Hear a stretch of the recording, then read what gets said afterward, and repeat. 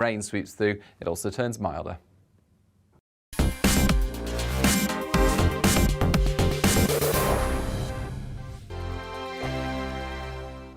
GB News is the UK's home of discussion and debate from all perspectives. To stay up to date on the latest stories, make sure that you subscribe to the GB News channel right here on YouTube. You can watch us live 24/7 across the whole world. You can also check out exclusive content and catch up on previous episodes of your favourite shows. Every day, we ask the questions that you'd ask, so why not add your voice to the conversation in the comments section? Don't forget to subscribe. We are GB News, Britain's news channel.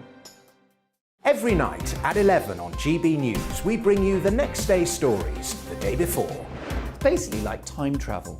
If it's a big story, we'll cover it, guaranteed. But we'll also have some fun along the way. Big opinions, big laughs. Sometimes big hair. This is Headliners, the paper review show that won't send you to sleep like the others will. 11 p.m, 7 nights a week. Join us.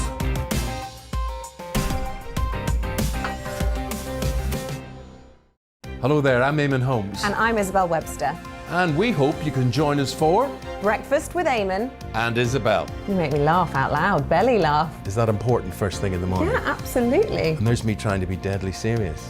News is a serious business. Yeah, I have to rein you in sometimes. Well, it doesn't stop us laughing at it. It doesn't stop us having an opinion on what's going on. Yeah. And it certainly will not stop us reflecting what you think. Weekdays from 6 to 9:30 on GB News. I'm Dan Wootton. Join me Monday to Thursday from 9 to 11 for the feistiest and most fun news debate on TV, where free speech reigns. I'll bring you a sharp take on the day's biggest stories, bombshell newsmaker interviews, and A-list guests. And I guarantee you, no spin, no bias, no censorship, and no reason to go to bed. That's Dan Wootton tonight, Monday to Thursdays from 9 on GB News.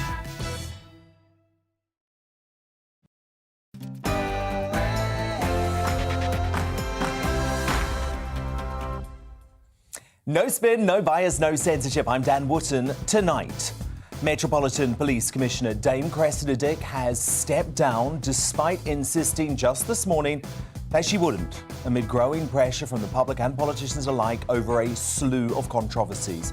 But did she do the right thing by quitting? I'll get the thoughts of my superstar panel, the former Tory London mayoral candidate Sean Bailey, Conservative commentator Dominique Samuels, and author and journalist Amy Nicol.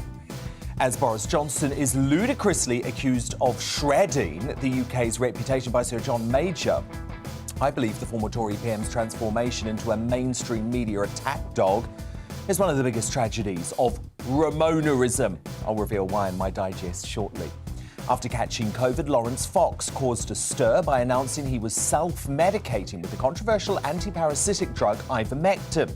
The Reclaim Party leader joins me for his first in-person interview since his brush with the virus to discuss the reaction and what he's learned. That's a special uncancelled at 10:20.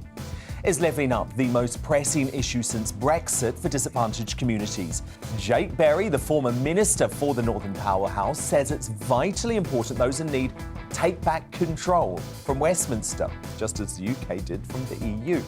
He'll break down what the government has got right and wrong so far at 10:40. Should the devolved nations follow the Prime Minister's lead and allow the UK to remove all COVID restrictions as one? A feisty debate on that coming up in The Clash, and I want to get your thoughts too. And as democratic states in America also look to roll back COVID restrictions like Boris, should they finally admit the red states they spent 2 years denouncing, like Texas and Florida, got it right? Top US journalist and podcaster Megyn Kelly weighs in at 9:30. As Liz Truss gets the warm welcome you'd expect of the Russians. Sure. I'm honestly disappointed that what we have is a conversation between a dumb and a deaf person. It seems... Is this a sign that the Foreign Secretary needs to get tougher with Moscow if she's to stand a chance of securing peace in Ukraine? Mark Dolan breaks down Liz's last stand. That's in The Outsider at 9:45.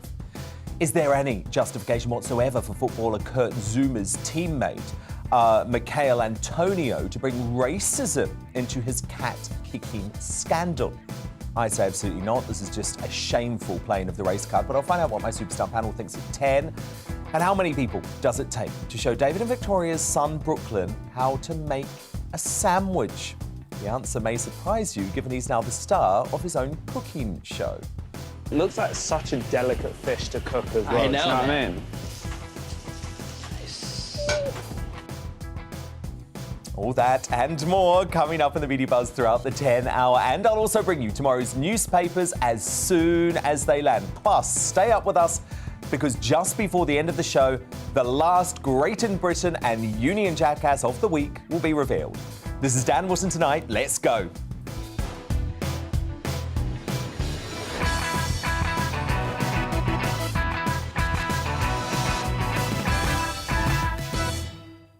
Just one thing first, though. The entire country is holding its breath as we await news as to whether our strong and vibrant 95-year-old Queen has tested positive for COVID-19, having come into contact with her son, Prince Charles, who has confirmed he has the virus for the second time and is in self-isolation. It was probably an inevitable moment at some point as this coronavirus becomes endemic, and thank the Lord if she has been infected. It's at a time when the Omicron variant is far milder, and because she's in one of those vulnerable age groups, she's protected via vaccination. The Queen was on absolutely sparkling form at the weekend as she celebrated an inspiring 70 years on the throne, and it was absolutely wonderful to see. So far tonight, Buckingham Palace are saying the Queen is not exhibiting any symptoms of COVID, but worryingly, they won't actually confirm if she has the virus or not. So all I can say is that all our wishes are with you tonight, Your Majesty. God save the Queen. Long may she reign. My superstar panel will react to my special digest on a certain bitter Ramona, Mr. John Major, shortly. Let's take a first look at them. The political commentator, Dominique Samuels, the former Tory London mayoral candidate, Sean Bailey, and the author and broadcaster, Amy Nicol. They are here all night. And so too is Polly Middlehurst, who has the news headlines at 9.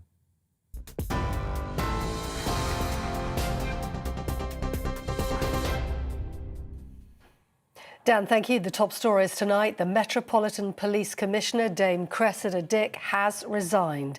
She said undertaking the role as a servant of the people of London had been the greatest honour and privilege of her life, adding, "It's clear that the Mayor of London no longer has sufficient confidence in my leadership to continue." Well, in a statement, Sadiq Khan, the Mayor of London, said, "It's clear that the only way to start to deliver the scale of the change required is to have new leadership right at the top of the Metropolitan Police." Former Deputy Assistant Commissioner Met Police Stephen Roberts told GB News serving the Home Secretary and the London Mayor will always be a difficult dynamic to manage. Always been a politically difficult job. It's always been a job where sometimes the right decisions will be very unpopular with powerful politicians. But that's part of the role of the police service, and that's why the police service by law has operational independence from politicians. Met Commissioner saying Dame Cressida has served her country with great dedication and distinction. The former Home Secretary Jackie Smith told GB News tonight the decision doesn't come as a shock. Although it's a shock in some ways because she'd only today said she wasn't going to step down, I think if you lose the confidence like that, and she said publicly that she feels the Mayor had lost confidence in her, then it's not that surprising that she feels that she has to go. Jackie Smith speaking earlier to Nigel Farage. Well, in other news today, the Prime Minister says Poland and the UK won't accept a world in which a powerful country can bully or attack its neighbours. It comes amid continuing fears of a Russian invasion of Ukraine. Speaking after meeting the Polish Prime Minister today, Boris Johnson said Poland is critical to security in Eastern Europe, adding when Poland is threatened, we're all threatened. He added Russia must understand the consequences of an invasion. I think everybody should be in no doubt that were Russia to be so foolish to make the catastrophic mistake of invading any part of Ukraine, the Ukrainian army, which themselves number about 200,000, maybe 150,000 in reserve, they will fight. Boris Johnson, while commenting on events here at home, the Prime Minister said he won't quit if he's fined by police over alleged lockdown-breaking events at Number 10. Former Prime Minister Sir John Major has accused Boris Johnson of breaking the law and making brazen excuses. Responding to the criticism, Boris Johnson said it was demonstrably untrue that controversies about parties in Downing Street had damaged the UK's reputation overseas. Well, as you've been hearing from Dan Wootton, Buckingham Palace says the Queen is not showing symptoms for COVID-19 despite meeting Prince Charles on Tuesday, who has since tested positive for the virus. The Palace hasn't confirmed if Her Majesty has tested positive or negative, citing medical privacy. Prince Charles and the Duchess of Cornwall attended an event at the British Museum yesterday. On TV, online and on your radio via DAB+, you're with GB News. Now it's back to Dan Wootton and Tonight.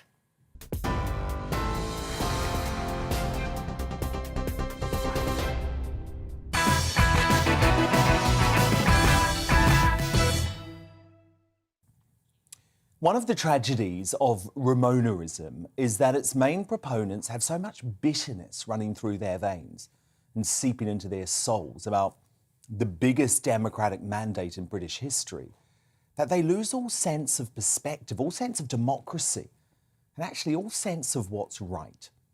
Step forward one Mr. John Major. As a former Prime Minister at 78 years of age, he should be a statesman-like figure. Instead, his bitterness over Brexit has turned him into a political attack dog. And his number one target is the Prime Minister, Boris Johnson, with whom he has had a 30-year feud leading to this unsavoury vendetta. The usual suspects in the mainstream media lapped up Major's highly politicised speech criticising Boris for all manner of things today. But for me, it made him look like an obsessed opponent who would rather a socialist Labour Party be running the country simply because Keir Starmer attempted to overthrow democracy too. If trust in the word of our leaders in Parliament is lost, then trust in government will be lost also. At Number 10, the Prime Minister and officials broke lockdown laws. Brazen excuses were dreamed up. Day after day, the public was asked to believe the unbelievable. Ministers were sent out to defend the indefensible, making themselves look gullible or foolish as they did so.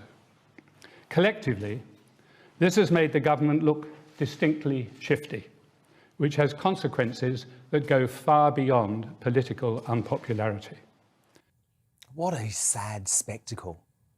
To be honest, I struggle to see John Major as Conservative anymore, given he slammed the Daily Mail and Priti Patel's attempts to stop illegal Channel migrant crossings today, while bigging up the biased BBC. But given his criticism of Boris, it's important to remind ourselves of Major's rank hypocrisy on so many issues.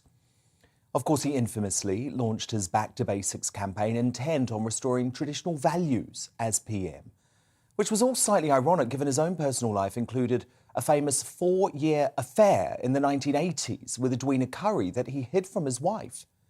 And his government was brought down spectacularly by Tony Blair in 1997 following a succession of sleaze stories. Major, who once privately said of his predecessor Margaret Thatcher, "I want her destroyed," was furious with the Iron Lady's criticism of his reign. He later moaned on the record, "It was a unique occurrence in our party's history, a former Prime Minister openly encouraging backbenchers in her own party, many of whom revered her, to overturn the policy of her successor." How ironic, given today's intervention. Of course, it's Europe that's at the heart of all of Major's fury. Today he said this of democracy. And at home, we tend to take democracy for granted. We should not. It's far more complex than simply having the right to vote. Our democracy here in the UK has always been among the strongest and most settled in the world. It rests on the conviction that the United Kingdom government acts for the well-being of all 4 of our nations. If any of that delicate balance goes astray, as it has, as it is, our democracy is undermined. Oh, so you like democracy all of a sudden? Do you, Mr Major? Let's remember that just like Keir Starmer, Major called for a so-called people's vote to overturn the EU referendum result, even though he signed Britain up to the Maastricht Treaty without one. I believe that leaving the European Union is the worst foreign policy decision in my lifetime. Major criticised Boris again today for proroguing Parliament. That's also total hypocrisy, given Major prorogued proceedings in 1997, 2 weeks early, ahead of the general election because of the Cash for Questions scandal. Look, Mr Major can attack Boris all he wants and the BBC will lap it up just as they have today. But I think it's unbecoming for a Tory former Prime Minister.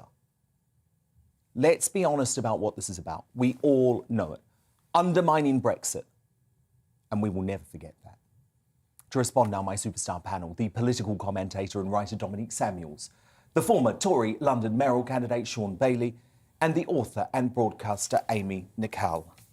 What a sad state of affairs when you've got John Major turning into a political attack dog like this, Sean Bailey. I think there's two things I thought it's very rich coming from him regarding what his own government went through. And he, more than anybody else, should understand that a government needs to power through and get things done and deliver.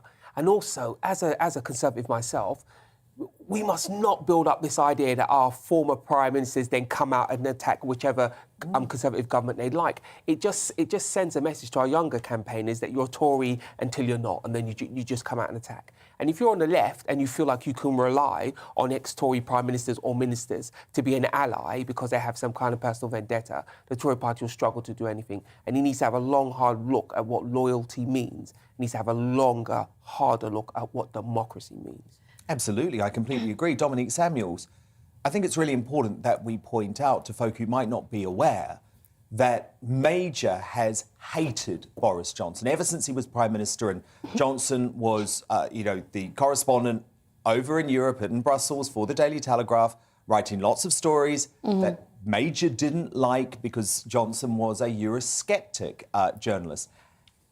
And that's what this is about. It's about a personal hatred. It's not about protecting democracy, please. No, I mean, of course, when you look at the context of the parties, it is sensible to have some sort of criticism of that and the position that Boris Johnson has allowed himself to get into. However, at the same time, Boris Johnson, before the lockdowns, before COVID, was absolutely hated by Remoaners, both within the Tory party and outside of it, and also within the mainstream media, precisely because he pledged to get Brexit done. So for John Major to come out and say this and attack Boris Johnson, talking about democracy and how we have to stick by the rules that we set, which is a good point, it doesn't ring as genuine for a lot of people because of his opposition to Brexit. And I think this is why a lot of people are getting tired of the media's incessant hammering about these parties, because really it's a personal vendetta and it's also about Brexit, as many people have alluded to. So I don't think many people are going to be convinced by this. It'll be people that are already on the Remainer side that are lapping this up. The only people making us look bad around the world, shredding our reputation, as Major said today, is the BBC. Yeah, unfortunately, yes. I think what you're alluding to is when the Prime Minister was in Poland and he was talking about what our country is doing to support NATO. Beth Rigby decided she wanted to talk continuously about investigations and parties. And look, ask those questions. You're a journalist, but there's a place and a time. Exactly, and the BBC have done exactly the same thing. Amy Nicol, you disagree with me strongly on this, don't you? Yeah, I do. I think John Major was absolutely spot on with what he said. Can I just ask you one question before you go on? Sorry to interrupt. Go on. Are you a Ramona by any chance? See, this is the point that I really want to take out of this, right? I want to look at what he actually said. He said the trust in government is lost. He said they broke the law, they were brazen, they asked us to believe the unbelievable, and it was distinctly shifty. What in that is not true? But you didn't answer my question. Right, you're just looking at who said this, right? No, but can you just answer my question? Are you Am I a a Ramona? Ramona? The only thing is, right, so I didn't vote for Brexit, which I think is probably quite obvious. Yeah, but it's obvious. The only people that sound bitter in this debate don't want to be rude, Dan, but you sound quite bitter when you get very wound up about the fact that people... No.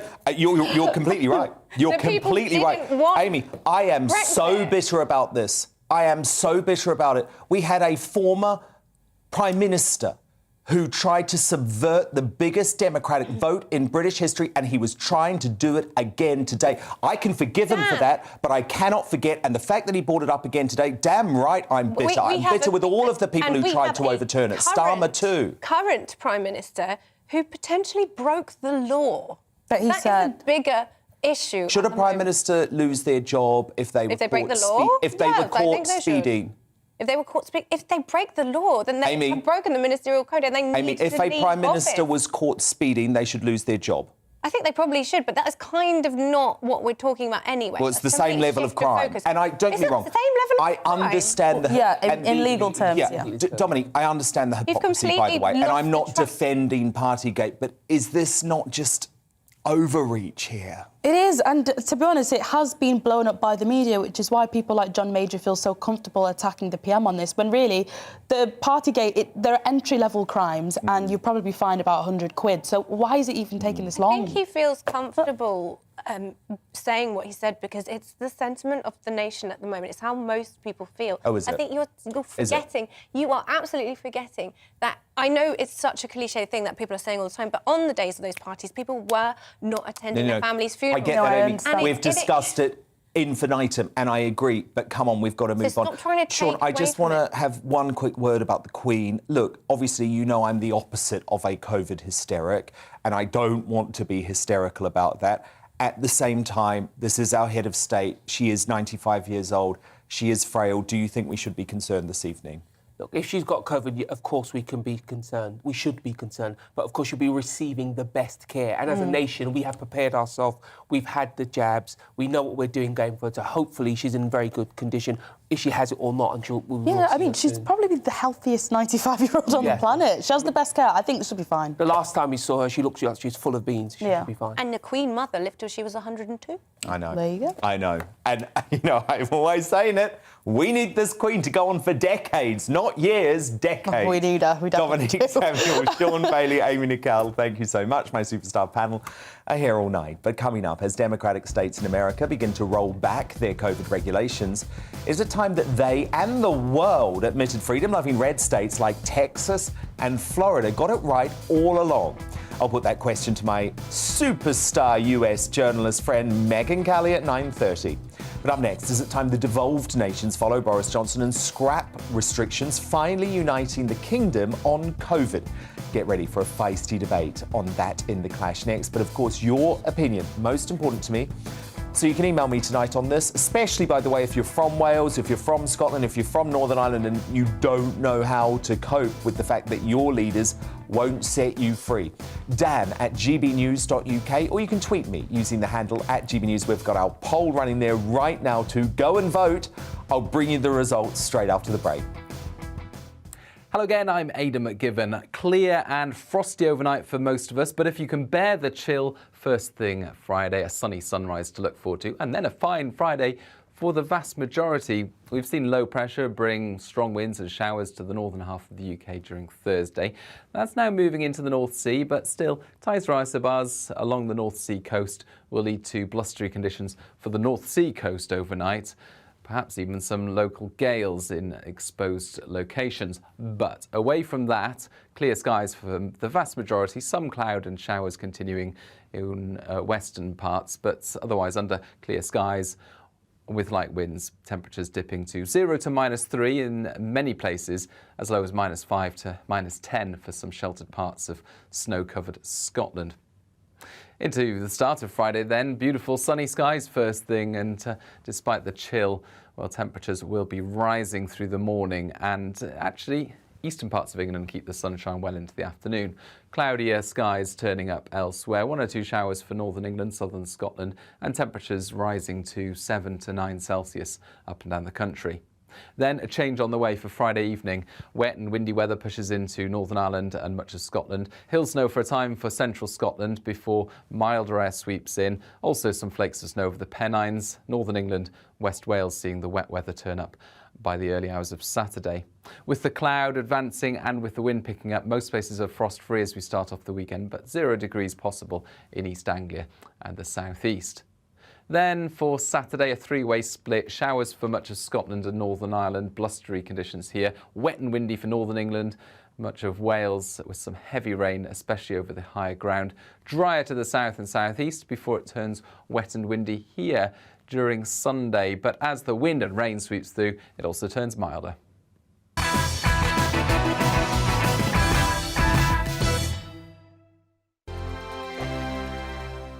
GB News is the UK's home of discussion and debate from all perspectives. To stay up to date on the latest stories, Make sure that you subscribe to the GB News channel right here on YouTube. You can watch us live 24/7 across the whole world. You can also check out exclusive content and catch up on previous episodes of your favourite shows. Every day, we ask the questions That you'd ask, so why not add your voice to the conversation in the comments section? Don't forget to subscribe. We are GB News, Britain's news channel. Every night at 11 on GB News, we bring you the next day's stories the day before.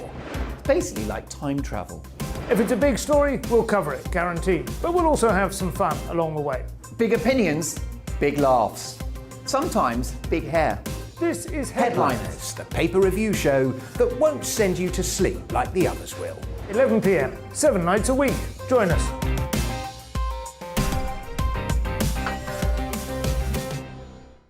Hello there, I'm Eamon Holmes. And I'm Isabel Webster. And we hope you can join us for Breakfast with Eamon. And Isabel. You make me laugh out loud, belly laugh. Is that important first thing in the morning? Yeah, absolutely. And there's me trying to be deadly serious. News is a serious business. Yeah, I have to rein you in sometimes. Well, it doesn't stop us laughing at it. It doesn't stop us having an opinion on what's going on. Yeah. And it certainly will not stop us reflecting what you think. Weekdays from 6 to 9:30 on GB News. I'm Dan Wootton. Join me Monday to Thursday from 9 to 11 for the feistiest and most fun news debate on TV, where free speech reigns. I'll bring you a sharp take on the day's biggest stories, bombshell newsmaker interviews, and A-list guests. And I guarantee you, no spin, no bias, no censorship, and no reason to go to bed. That's Dan Wootton tonight, Monday to Thursdays from 9 on GB News.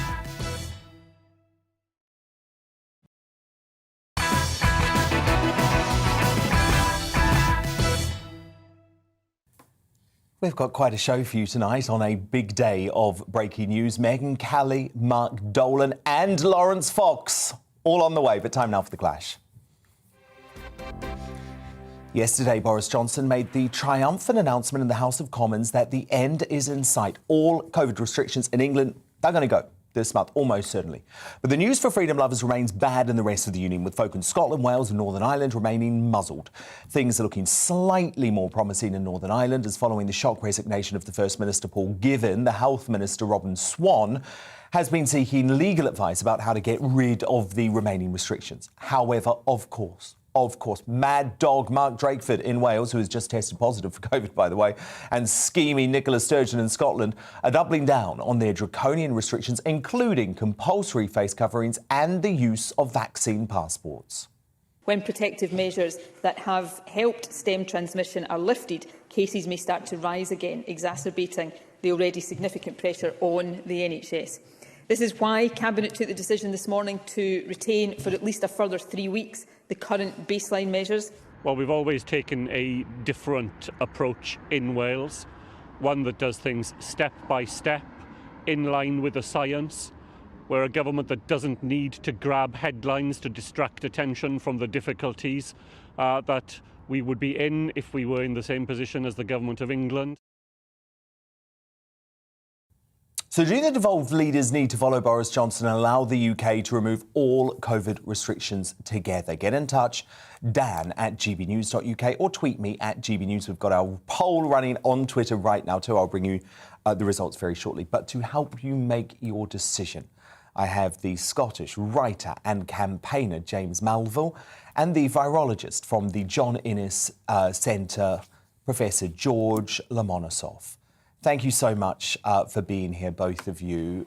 James, obviously, you've been a freedom fighter throughout this entire COVID pandemic, but Scotland remains in the clutch of Nicola Sturgeon, and she wants these restrictions to continue. I think it's now at the point of ridiculous control and a bit of coercion, and I'm slightly saddened and a little bit confused by this. Now, the reason I'm confused is I'm sympathetic to the independence argument. Now, the whole point of independence in Scotland is about setting Scotland free. And yet the paradox of what she's doing is she's doing the exact opposite. She's destroying freedoms in Scotland. She's locking people in. We're at a point, as Drakeford was saying, following the science. If we're following the science, we shouldn't be following the SAGE models because they've been completely wrong. It's not about following the science, it's about following the data. The data is stating right now that we're in a position, because of this variant, and a very different position in terms of hospitalizations and deaths compared to, say, this time last year, that we should be unlocking. And if we don't unlock now completely, and that means losing all the restrictions, and in Scotland, ending the emergency powers, taking the masks off kids in school, and ending vaccine passports, at what point does Scotland truly get free? And that is a huge concern for me. Professor Lomonosov, James has a point, doesn't he? Because actually, if you look at the rates of COVID in Wales, in Scotland, in Northern Ireland, actually, on the whole, they've been higher than England. So these restrictions haven't actually worked. Yes, I mean, it's an interesting thing. But I have this concept of, that all the restrictions we're under.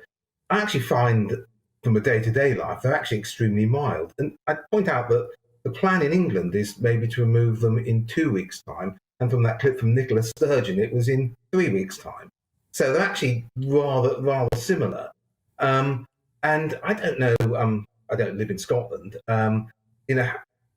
even though there's still precautions and recently about a change of advice about wearing masks. To be honest, just going about daily life, it doesn't feel as if anything is really other than fairly normal. So I don't think this is such a big difference. What about the muzzles? What about those muzzle things over your face? Well, don't work. Those dirty little cloths. That has been shown. And they're not really muzzles. Muzzles are just designed to stop you biting people. I don't think that's what they're designed to do in this case. It's just to filter out and try to prevent you infecting anyone else. I don't think. But the science doesn't back them up, does it, Professor? The science doesn't back them up. Not the cloth masks. Well, no, I mean, obviously they do something, and the higher grades, of course, do better, but they can be uncomfortable to wear for long periods. So like all these things, it is a bit of a compromise in practicality and having to go about your other business. It's almost a saying, unless you can do the perfect, don't do anything. And so we have that situation, that you try and do something which you can do quite easily and will make a difference. Not perfect, but rather than have to wear these rather more protective ones, which are a bit uncomfortable. James, I don't get any sense from Sturgeon that she's planning to drop everything in 3 weeks, by the way. The reports that I've read suggest that she wants the mask mandates to continue potentially for months and months and months. Yes, the mask mandates, but also the emergency powers. She's extended them for another 6. It's a similar situation with the UK government. I've been saying this quite a bit recently. Until the Coronavirus Act is repealed, we're not completely free, because at any point they can wave their magic wand and put us back in our chains again. And the situation is very, very different. And it's about a series of aspects, whether it's the mask, whether it's vaccine passports, whether it's restrictions or social distancing or legislation such as the Coronavirus Act and emergency powers. These things now need to end. We're in a position now where we need to get a couple of things back. Firstly, all our freedoms. And secondly, our confidence, because if we're constrained by, for instance, emergency powers or masks in school or vaccine passports in Scotland, it means there's uncertainty. There's uncertainty for the population, for society, for kids' welfare, and also businesses. Businesses have gone through so much in the last 2 years where they've been flip-flopping around in terms of government policy. They can't trade properly. They can't deal with their supplies. We're at a point now where we've got a gift to get out of this crisis. And luckily, probably because of Partygate, we're in that position in England, but not in Scotland. But James, Sturgeon doesn't want to go back to normal. She loves the power. And I feel quite convinced about that, because if you look at the act that you refer to that she's extended, that gives her the right to bypass the Scottish Parliament, lock the nation down, close schools, devastate the hospitality industry. Why on earth would she want those powers, James, unless this was about control? It does feel about control now. I mean, I've been against lockdowns for a very long time and restrictions and so on, even last year when there was at least an argument on the other side because of obviously hospitalizations and deaths. There was a strong argument for that, but that argument isn't there now. We're now at a point in a model where it's pretty much like flu in terms of hospitalizations and deaths. And the model we should be adopting in all aspects of this crisis from here on in is a model similar to flu, where if someone gets a bit ill, they self-isolate. They do the sensible thing. What we don't do, and we've never done with flu, is, for instance, wear masks in school, restrict our businesses from time to time, have access legislation, which means the government, by rule of decree, can change the powers on a whim. And we're still in that position in Scotland. And I say this as a Scottish diaspora, living in the southwest of England and seeing the freedoms come back in England. I'm going up to Scotland in a couple of weeks. It'll be quite interesting to see what the mood and mentality is up there. But speaking to friends and family up there, I think people are now looking at this, thinking, well, when are we going to be completely out of this? Because we've got an opportunity right now to end up where we are in England with no restrictions and basically the chance to get back to normal life. Professor, can I just pick up on that point that James makes about the flu? Because if you actually look at the infection fatality rate now for COVID-19 as it stands in the UK and flu, it's broadly similar now. We have reached that point. So why would we need more restrictions than we ever needed before with the flu? I suppose the concern is that new variants may well emerge. Now, the hope is they're always milder. That tends to be the trend, admittedly. But the concern is that as the protection given by vaccines wanes, because it's not that long-lasting, it's not lifelong or anything like that, that it may well come back, and that we're at a particularly good point at the moment, but we might not always be there. I mean, that's the great uncertainty. We talked about uncertainty of businesses with regulations. There's huge uncertainty about disease progression. That's one of the main issues. And of course, a lot of people, are reluctant, regardless of legislative restrictions, on actually taking certain course of action, going, say, to nightclubs or going on holiday to places because of uncertainty of the disease. And that's really what, this is really a public health issue rather than a political one. James, I also think there's something here about our union that's really important. Now, look, Sturgeon, obviously, she'd love there to be a border. We know that. But there's not. We are one great United Kingdom, and surely it would be so much more powerful to the world if all four nations came out of this together. I think fundamentally the measures for the four nations should have been the same, based on the current auspice of the in terms of geography and in terms of movement and so on. But I have an ideological thing, which I think you might share, Dan. We should squabble about this at some point in the future. It's about will of the people. And on independence, I think if the Scottish people decide that that is their best path, then fine. But I'm slightly concerned, and we shouldn't muddle up the SNP government and independence. They're not the same thing. They're obviously pushing it, but it's not the same thing.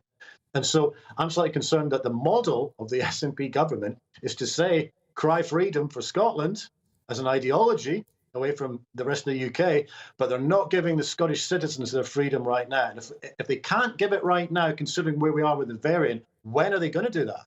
Exactly. Very good point.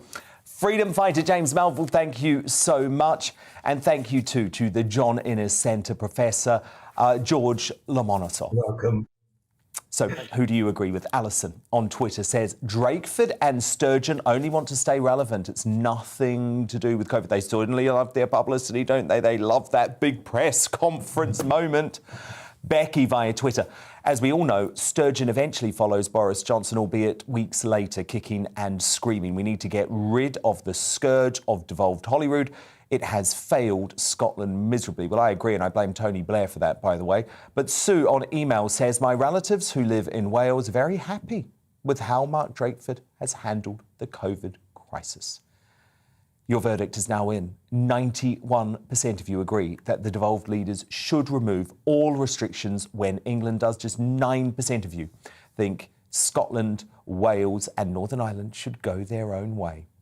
Coming up, as Russia's foreign minister treats Liz Truss with contemptuous rudeness. Should this be a wake-up call for the foreign secretary to get tougher with Moscow? GBNews star Mark Dolan breaks down the latest on the Ukraine crisis as our outsider at 9:45. And as Democratic states in America look to give COVID restrictions the chop just like Boris, should they finally admit the red states they spent 2 years denouncing, like, Texas and Florida, actually got it right? Top US journalist and podcaster Megyn Kelly weighs in straight after the break.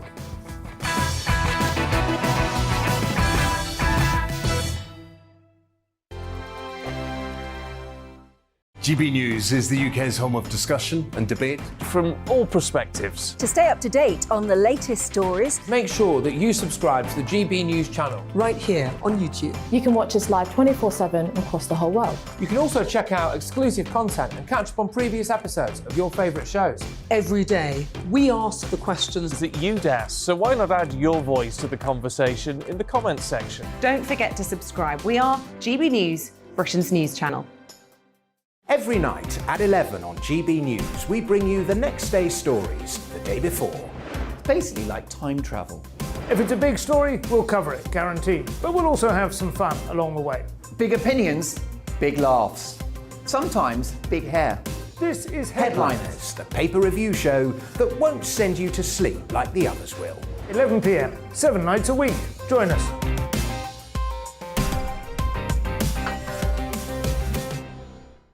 Hello there, I'm Eamon Holmes. And I'm Isabel Webster. And we hope you can join us for Breakfast with Eamon. And Isabel. You make me laugh out loud, belly laugh. Is that important first thing in the morning? Yeah, absolutely. And there's me trying to be deadly serious. News is a serious business. Yeah, I have to rein you in sometimes. Well, it doesn't stop us laughing at it. It doesn't stop us having an opinion on what's going on. Yeah. And it certainly will not stop us reflecting what you think. Weekdays from 6 to 9:30 on GB News.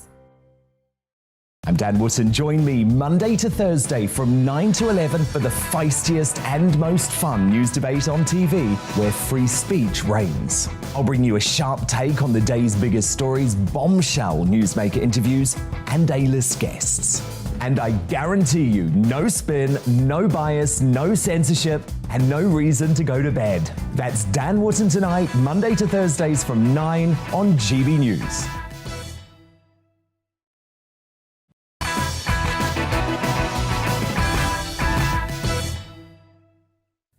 Mark Dolan and Lawrence Fox coming up, but it's Megyn Kelly time now, the top US journalist and host of the Megyn Kelly podcast, following Boris Johnson's triumphant announcement that we'll be free of all hated COVID restrictions in England this month. It seems some Democratic-controlled US states are finally deciding to follow suit. But why now, after spending 2 years terrifying their populations into submission? Nothing to do with science. I think it's all down to politics. So Illinois and New York yesterday became the latest Democratic states to announce an end to forced mask wearing. With the US midterm elections looming later this year, keeping people muzzled isn't likely to be a vote winner. But the Democrats may actually be on the back foot here. Just take a look at Republican states like Texas and Florida, which dropped COVID restrictions early and have seen their population and their economies boom. Megyn Kelly, I have to be honest, we've just been talking about it, and the Democrats actually remind me of the Scottish and Welsh governments here in the UK. They love to preach to us all about their perfect pandemic policies over the past years. They love to terrify us all, but now it's starting to unravel for them, isn't it? Oh, they're following the science, the political science. They are full of it, Dan. They're full of it. Let me give you an example. So they just lifted the indoor mask requirements in 8 states here in the United States, all blue states, okay? Because they're not even in existence anymore in the red states or even the purple states. Those have already gone. So now we have 11 states that have been holding out on the indoor mask mandates. Now 8 have said that they're lifting the indoor mask mandates. 3 weeks ago, when Glenn Youngkin took over as governor of Virginia and issued executive orders lifting the indoor mask mandates there, the school mask mandates, he was attacked as evil, as a demon, as someone who didn't care about public safety. 3 weeks, it hasn't even been a month. And now all of these blue state Democrat governors have done exactly what he did, lifted the mandate saying, we're just following the science. My rear end. They are not following the science. They're following the polls. There's definitely been some internal polling. There was a big meeting amongst the governors last week where they apparently went to the White House and said, we got to get rid of these mandates ASAP. And we know for a fact from the New York Times is reporting that the New Jersey governor, Phil Murphy, who almost lost his seat in a race in which he was polling 30 points ahead, and he only kept it by 3 points to a no-name, almost lost to some no-name guy, that he ran focus groups after that. And they all said, we're tired. We're frustrated. We're pessimistic. And 70+% of the American people had said in other polling, we want the COVID restrictions gone. I can only imagine what Phil Murphy heard in those focus groups and what he shared with his fellow blue state governors last week when they all met. It's going to be a bloodbath in November for the Democrats. They know it. They can feel it. Some 90+% of Republicans want the restrictions gone. 70+% of independents want the restrictions gone. And half of Democrats, at least, want the restrictions gone. That one half of Democrats, that doesn't make you win an election, even if you're in a blue state. So they see it coming. They don't care about doing a 180. They know they're embarrassing themselves. They figure they're 8 months out from the midterms and they can still save themselves, but they're wrong. Megan, New York has seemed to be one of the most COVID hysteric places in the world. You know, I see photos all the time of folk on treadmills wearing masks and school kids wearing masks. Have even New Yorkers now said enough is enough? Yeah, I think New Yorkers are done too, because New York, yes, it's a liberal city in the city itself, but the Democrats are starting to fall off. And because of these crazy restrictions, New Yorkers have had it amongst the hardest. I mean, we're almost like Australia in the way we've been approaching these issues. For an entire year, children did not go to school in New York. A year, Dan. I mean, that's among the most restrictive there is. Completely shameful. And when they go to school, they have to sit outside. They can't eat lunch together. They can't speak. Even my children here in Connecticut, during lunch, they're not allowed to speak. They cannot talk to one another. They have plexiglass in front of one another. If they try to talk to the guy behind them, they get yelled at. They're wearing cloth masks, which do nothing. And if the masks go below the nostrils even a little, they get yelled at and they get what's called like a demerit, an infraction. If you get 5, you get a detention. My kid is 8. Okay, my youngest is 8. This is how he has to spend his lunches in Connecticut, which is actually a little bit redder than New York. So New Yorkers have had it the worst. And Kathy Hochul is a liar, the governor of New York. She says she's taking down the indoor mask mandate as of today. You know, Queen Hochul has given us our freedom back in the city of New York. But her mask mandate was already set to expire. It was going away today. All she decided to do was not to try to run into court or go to the legislature and beg for another extension of her powers. So her powers are waning. She doesn't like it. She tried to turn it into some sort of a choice. But she and the governor of California are the 2 out of those 8 blue states who have said, but the children will stay masked. You can take your mask off if you're inside a building, but the young ones, they have to keep the masks on. And the governor of California said, unless people inside the businesses of California, you can take your mask off unless you are not vaccinated, which makes no sense. As we know, Omicron, if you have been vaccinated, if you haven't been vaccinated, you can spread it. This is just punishment at this point. Well, it's child abuse, though, what's going on with the kids. It's absolute child abuse. And I will go as far as saying that, actually, because this is not natural and it's impeding the development of children. And shame on these people.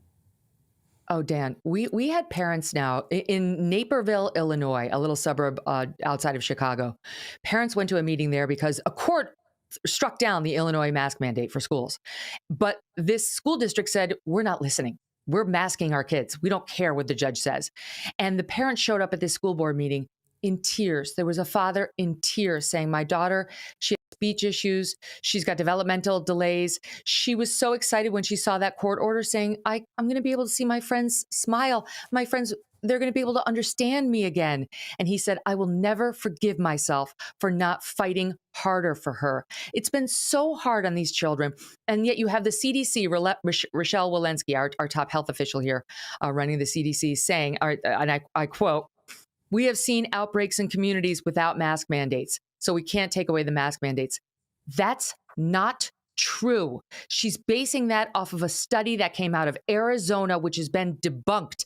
They took one set of schools that had a mask mandate, one set of schools that did not have a mask mandate, and they compared them. But the schools without the mask mandates had twice the time in their study versus the schools that had the mask mandate. So guess what? The ones without the mask mandates had more cases because they were open for twice the amount of time. That's just one of the many problems with the study that she continues to lie about. New York Magazine, The Atlantic, they've all done stories on this. She doesn't care. She just keeps touting it as a reason to continue muzzling the children. And Megan, what's fascinating is that folk are voting with their feet now. They are leaving the blue states in droves and actually relocating to red states. So you've seen Florida, you've seen Texas actually have their population increase. So this is going to change America, isn't it, these policies? Absolutely. And what those people in those states are hoping is that Democrats who are fleeing don't take their blue state policies with them. You know, you don't move to Florida if you don't like the politics of Florida. There's a reason you're escaping to a free state.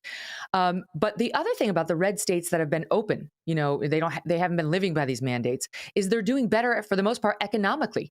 They have lower unemployment. They have lower job losses, and their economies have been booming back much faster than the blue states have. And that's another factor that's going to come back to haunt the Democrats come November. In the latest polling, I think they said the average voter, COVID wasn't even in the top 1 through 5 issues for them come November. They're mad about the mandates and so on, but the things they really care about, number one, is the economy. And all of this hurts the economy. We're still at the point where you test positive, you can't go to work for 5 days, you can't go to slow for 5 days, the businesses slow down and so on. And so we need to do what you guys are doing. We need to lift all the restrictions. We need to get rid of the plexiglass. We need to get rid of the social distancing. We need to get rid of the mandates, the masks, all of it. We need to take masks off the airplanes so United States citizens can still fly home, and our government, which we never agreed to, can't tell us to keep out.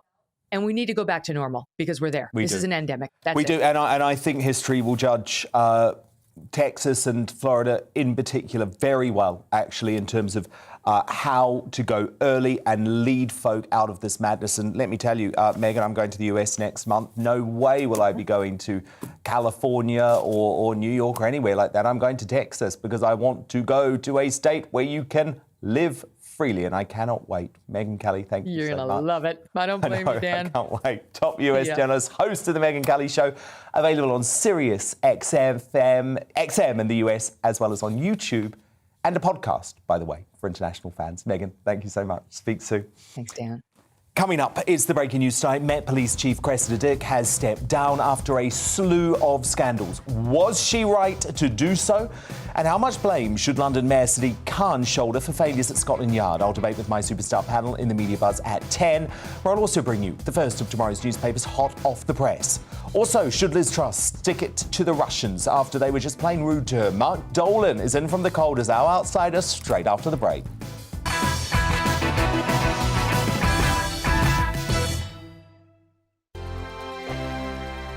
GB News is the UK's home of discussion and debate from all perspectives. To stay up to date on the latest stories, make sure that you subscribe to the GB News channel right here on YouTube. You can watch us live 24/7 across the whole world. You can also check out exclusive content and catch up on previous episodes of your favourite shows.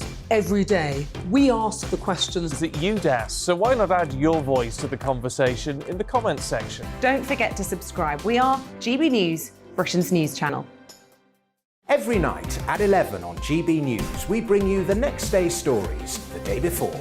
It's basically like time travel. If it's a big story, we'll cover it, guaranteed. But we'll also have some fun along the way. Big opinions, big laughs. Sometimes big hair. This is Headliners, the paper review show that won't send you to sleep like the others will. 11 p.m, 7 nights a week. Join us.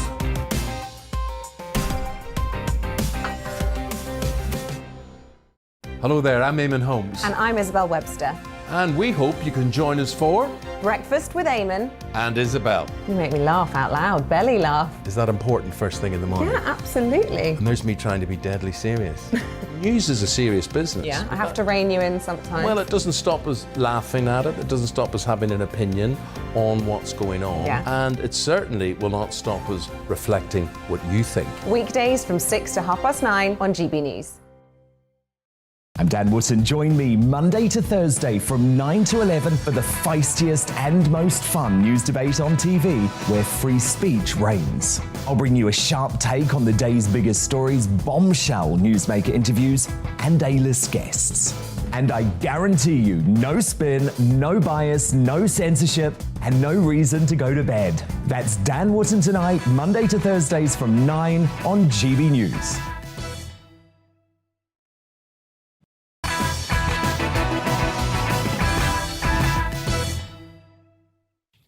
Lawrence Fox is on the way, but first Mark Dolan is tonight's outsider. The tough-talking Liz Truss arrived in Moscow hoping to de-escalate the growing Ukraine crisis. Instead, what she encountered was an incredibly obstinate and disrespectful Russian Foreign Minister Sergei Lavrov, who frankly treated the Foreign Secretary disgustingly. I'm honestly disappointed that what we have is a conversation between a dumb and a deaf person. It seems like we listen but don't hear. If Russia is serious about diplomacy, they need to move those troops and desist from the threats. But Russia needs to properly engage, and they do need to de-escalate and move the troops away from the border. Okay.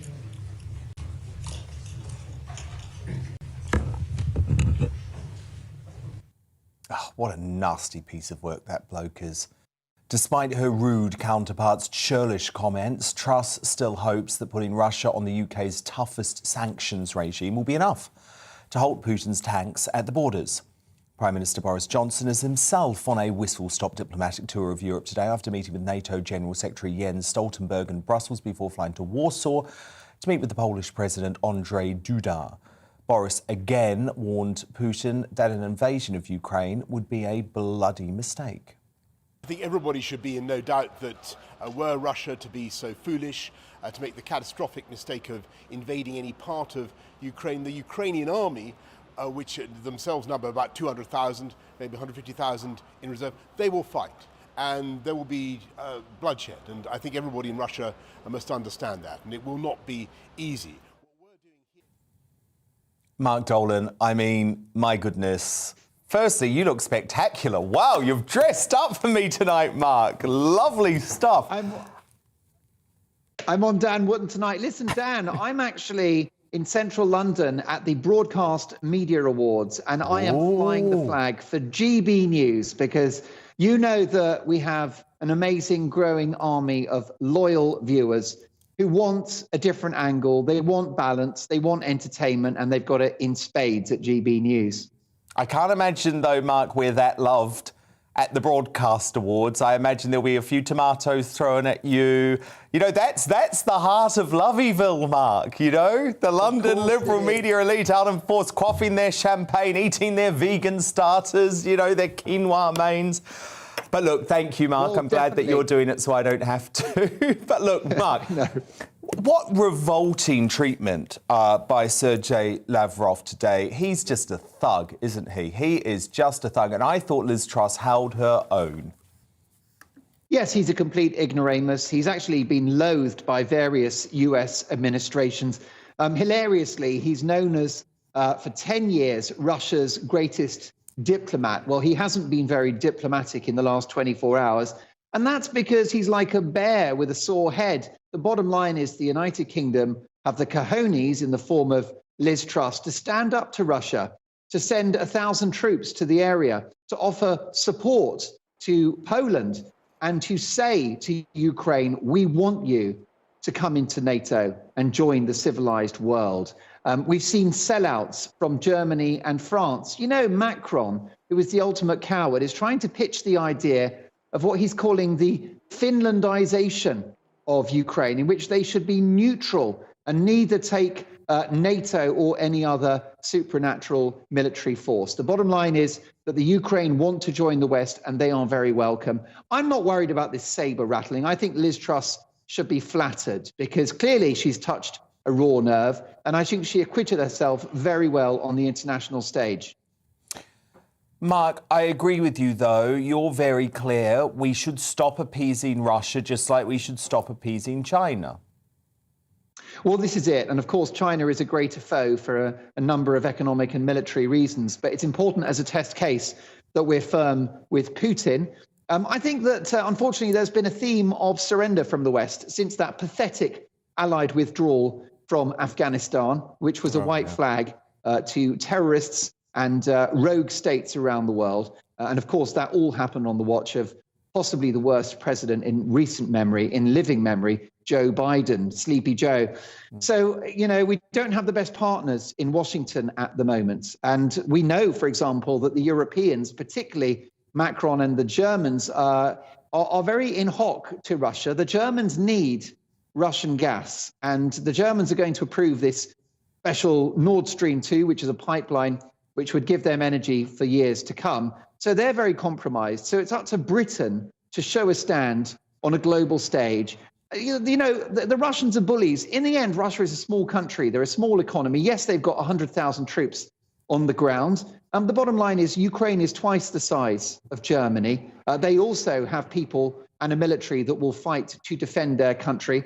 The Russians have got no chance in the Ukraine in the long term. So this is politics. It's theatre. It's saber rattling. Yes, Russia is a threat, but I think most of it is talk. Most of it is politics, Dan. And unfortunately, what Putin is doing is he's capitalizing on this massive power vacuum in the West. Well, Mark, I have to say I've been proud of the stance taken by Boris Johnson and the stance taken by Liz Truss. Yeah. And I would not be proud if I was a German citizen or a French citizen. Well, it's pathetic. Supposedly, the heroic figure of Angela Merkel is one of the reasons why Germany cannot talk tough with Russia, because they are so dependent on Russian gas. Why? Because in 2011, the most woke chancellor in German history, of course, the bar is pretty low on that one, but Angela Merkel, she said no to nuclear because of the Fukushima disaster in Japan. It was a huge strategic mistake. And in some ways, across Europe, we're all paying the price now for that decision. It's another argument, Dan, for energy independence. Why are we filling our fracking sites with concrete?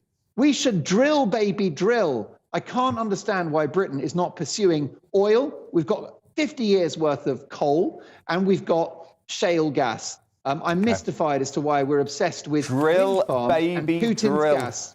Very good point. Drill, baby, drill. You go drink, baby, drink. I'm very jealous. Have a vodka for me, Mark. And of course, Mark will be here 9 p.m. Friday night, Saturday night, and Sunday night with Mark Dolan tonight. Thank you, Mark. Thanks, Dan.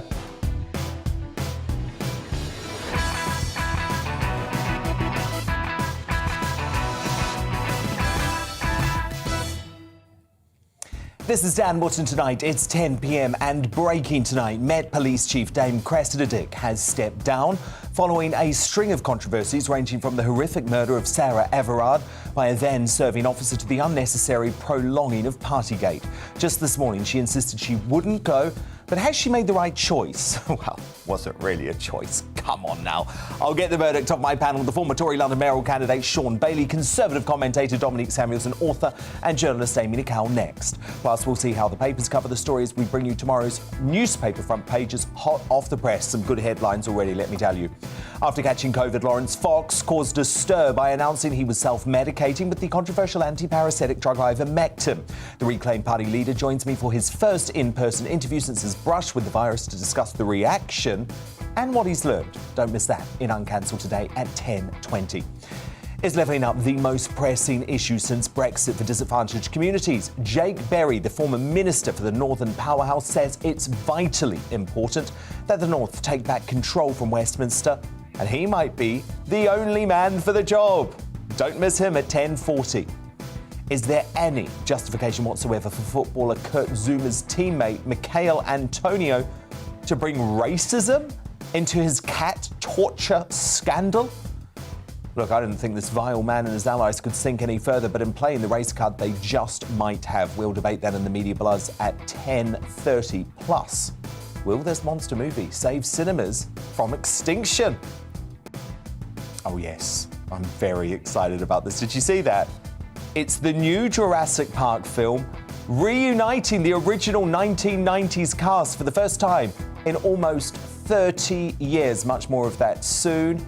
And also, don't forget, just before the end of the hour, a brand new Greatest Britain and Union Jackass will be revealed. First now, though, revealing the news headlines, it's Polly Middlehurst.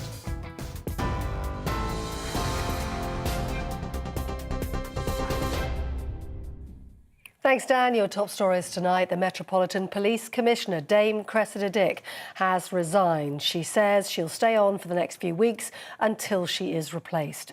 She added that throughout her career, she has sought to protect the people of London, a wonderful and thriving and diverse city, she said. But in a statement, Sadiq Khan said it's clear the only way to start to deliver the scale of change required is to have new leadership right at the top of the Metropolitan Police.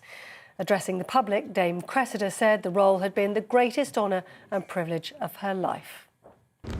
Following contact with the Mayor of London today, it is quite clear that the Mayor no longer has sufficient confidence in my leadership of the Metropolitan Police Service for me to continue as Commissioner.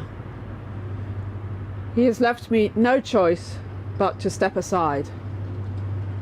I say this with deep sadness and regret. Dame Cressida Dick. Well, the Prime Minister, Boris Johnson, has been busy thanking the former Met Commissioner, or outgoing Met Commissioner as she is, saying Dame Cressida has served her country with great dedication and distinction. The former Home Secretary, Jackie Smith, told GB News earlier the decision didn't come as a shock. Oh, it's a shock in some ways because she'd only today said she wasn't going to step down. I think if you lose the confidence like that, and she said publicly that she feels the Mayor had lost confidence in her, then it's not that surprising that she feels that she has to go. Jackie Smith. Well, in other news, the Prime Minister has said today Poland and the UK won't accept a world in which a powerful country can bully or attack its neighbours. It comes amid continuing fears of a Russian invasion of Ukraine. Speaking after the meeting, the Polish Prime Minister, Boris Johnson, said Poland is critical to security in Eastern Europe, adding when Poland is threatened, we're all threatened. Mr. Johnson says Russia must understand the consequences of an invasion. I think everybody should be in no doubt that were Russia to be so foolish to make the catastrophic mistake of invading any part of Ukraine, the Ukrainian army, which themselves number about 200,000, maybe 150,000 in reserve, they will fight. Boris Johnson speaking in Poland. In other news today, Wales is due to scrap COVID passes and the need to wear face masks in certain venues from later this month. The First Minister, who's actually tested positive for COVID, will confirm the changes tomorrow. Mark Drakeford said vaccination levels and decreasing numbers of cases means Wales can look forward to brighter times ahead. One last piece of news for you. Buckingham Palace has said Her Majesty the Queen is not showing symptoms of COVID-19, despite meeting Prince Charles on Tuesday, who has since tested positive for the virus. The palace hasn't confirmed if Her Majesty has tested positive or negative, citing medical privacy. Prince Charles and the Duchess of Cornwall attended an event at the British Museum yesterday. On TV, online and on your radio via DAB+, you are with GB News. Now time to go back to Dan Wootton and Tonight.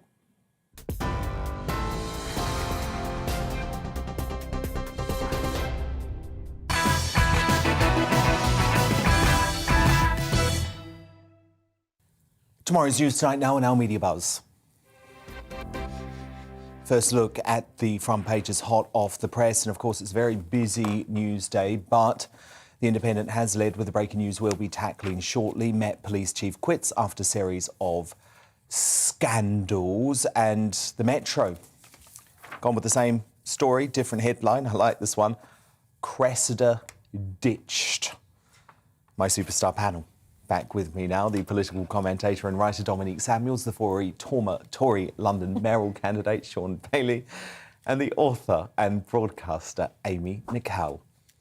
So, as we just saw there, breaking tonight, under fire Met Commissioner Dame Cressida Dick. She's gone.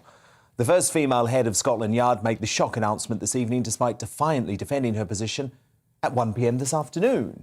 I have absolutely no intention of going, and I believe that I am, and have been actually, for the last 5 years, leading a real transformation in the Met. Awkward, because this was her this evening. Following contact with the Mayor of London today, it is quite clear that the Mayor no longer has sufficient confidence in my leadership of the Metropolitan Police Service for me to continue as Commissioner.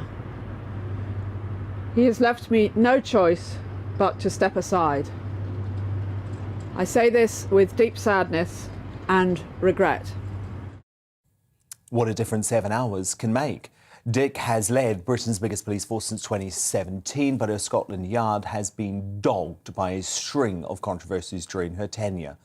Just last week, the Met was under fire over the racist, misogynist and other abusive misconduct by officers at Charing Cross Police Station, exposed in a report by the Independent Office for Police Conduct. Other scandals that have engulfed the Met over the past year include the murder of Sarah Everard by serving Officer Wayne Couzens and the subsequent arrests of a woman, or many women actually, at a peaceful vigil for Sarah. The jailing of 2 officers for circulating photos of the dead bodies of murder victims Bieber Henry and Nicole Smallman, and failings in the investigation into the serial killer Stephen Port, which an inquest found probably, and I would say almost certainly, contributed to the deaths of 3 of his 4 victims. She also failed to prevent these ugly scenes at Wembley during the Euro 2020 final in July. Dick actually managed to become Britain's most senior police officer despite being embroiled in high-profile controversies throughout her career too. So she was Assistant Commissioner in 2014 when the shambolic Operation Midland, the Met's £1 million investigation into spurious VIP child sex abuse allegations against high-profile figures like Tory MP Harvey Proctor, turned out to be lies from the now jailed fraudster Carl Beach. Dick also led, and this one still upsets me to this day, the counter-terrorism operation that resulted in the killing of the innocent Brazilian man John Charles de Menezes at Stockwell Tube Station in 2005, just 2 weeks after the 7/7 bombing. Now, she was officially absolved of blame, but his cousin yesterday called for Dick to resign. London's failed Mayor Sadiq Khan finally acted tonight. He said, "Last week I made clear to the Metropolitan Police Commissioner the scale of the charge I believe is urgently required to rebuild the trust and confidence of Londoners in the Met and to root out the racism, sexism, homophobia, bullying, discrimination and misogyny that still exists. I am not satisfied with the Commissioner's response. On being informed of this, Dame Cressida Dick has said she will be standing aside. It's clear that the only way to start to deliver the scale of the change required is to have new leadership right at the top of the Metropolitan Police." Sean Bailey, you're obviously very passionate about London, very passionate about the Met. You stood against Sadiq Khan at the last election. Surely he's got to take quite a bit of the blame for this. Look, there's the way to look at it is this. Cressida Dick was probably right to stand down. As she said, the Mayor had lost confidence in her. She cannot deliver if the Mayor's not joining her. I think the questions that Londoners will be asking themselves tonight is why did Sadiq Khan then extend her tenure? He should have made the change then, which would have been a more natural change. And why has it taken 5 years? Because let's be clear, he's also part of the senior management of the Met in that he's the Police and Crime Commissioner for London. So he has to take some of the responsibility.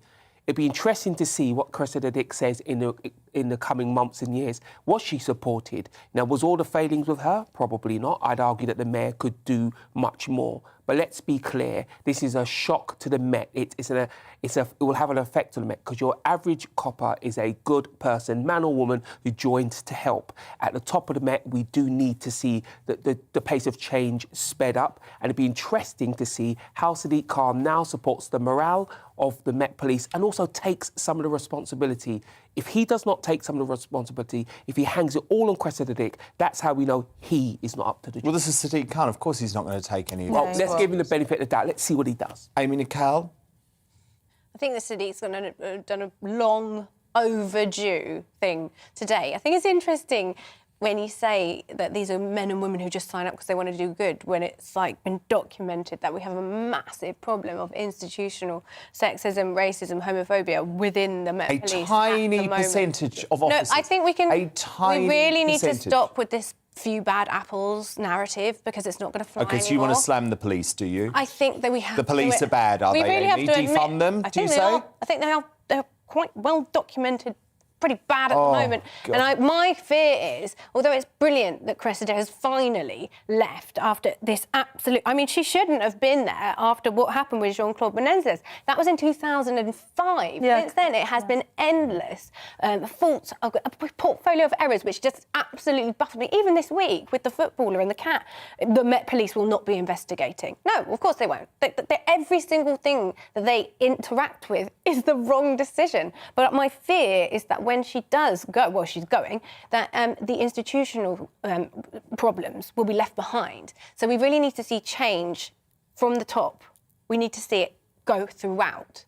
Yeah. Dominic, I think she's made a lot of huge mistakes, and the Met have done some terrible, shocking things. New leadership will be good. It really disturbs me when the left use this, as we just saw from Amy, to undermine all of our police, who, as Sean says, are on the whole very good people. But they're not on the whole very good. I'd say They that. are, Amy. No, they are. I think on the whole, police officers do go out there to protect people, and a lot of them see it as a duty to protect people. But where I agree with Amy is I feel as though in recent years, because of the condition of policing, probably maybe to do with its funding, with its organisation, with its resources and the culture within it, if the conditions within a job aren't as good as they could be, you are going to attract the types of people that perhaps sometimes like to abuse their power, like to behave inappropriately, and I think that's what that report exposed. Minority of people, but there is a culture issue, and I think the way we fix that is making the job more attractive. Yeah, I agree with that, but I think it's still about pointing out that it is a minority. Yeah. But at least we get to say Sadiq gets dick out at last. God. Don't know if you just heard that, but if you didn't, it's actually better that you didn't. Sean, bring some dignity back to proceedings. It's a huge organisation, and let's be clear, Cressida leaving is not going to solve any of those problems. Whoever takes over tomorrow morning, or wherever it is, will be arriving at those problems. I mean, I'm do I have any faith in Sadiq Khan? Of course I don't. Now, the eldest son of Posh and Bex, Brooklyn Beckham, has landed his own cooking show, despite admitting that he can't cook. After failing to emulate his dad as a professional footballer and then dropping out of photography school because he was homesick, the 22-year-old has now decided he's going to make waves in the culinary world with a new social media series, Cookin' with Brooklyn. However, according to reports, the showbiz sprog needed an unprecedented 62 food experts to teach him how to make a sandwich, as well as other basic dishes. Among that team, a culinary producer who signs off on the recipes. Each episode has cost a whopping £74,000 to produce, according to the New York Post. You might say money well spent to see Brooklyn Beckham attempt to make that sandwich with an upscale fish and chip filling without actually cooking a single element himself. They made us a sea bream with some nice panko that add that nice crunch. Yeah. How long, on each side? For the skin side, I'll do like 3 minutes when I get the little crunchiness on there. It looks like such a delicate fish to cook as well. I know, you know what I man. mean? Nice. Very nice, bro. What else are we missing? Ash browns, right? Ash browns, yeah. Awesome. How do you know when they're done? The color. I'll leave it on there for like a minute or two. Okay. And then I'll flip them over so they can get fried in both sides. We'll go ahead and bring the bagel over. A little smother of aioli on each side. Yeah, nice. Oh, I love this stuff. Well done for spreading that aioli, Brooklyn. He may have been born with a silver spoon in his mouth, but that doesn't mean he knows how to use it. Dominic Samuels, Sean Bailey, Amy Nicole, do stand by, because coming up, is there any justification whatsoever for that scumbag footballer Kurt Zuma's teammate, Michael Antonio, to bring racism into his cat torture scandal? We'll debate that as the Media Buzz continues at 10:30. But next, after catching COVID, Lawrence Fox joins me for his first in-person interview since his brush with the virus to discuss the reaction and what he's learned with a certain self-prescribed treatment of ivermectin. Don't miss that in Uncancelled straight after the break.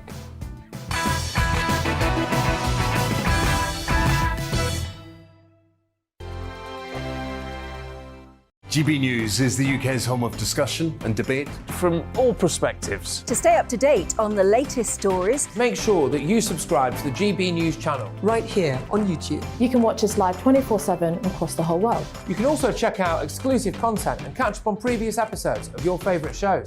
Every day, we ask the questions that you'd ask, so why not add your voice to the conversation in the comments section? Don't forget to subscribe. We are GB News, Britain's news channel.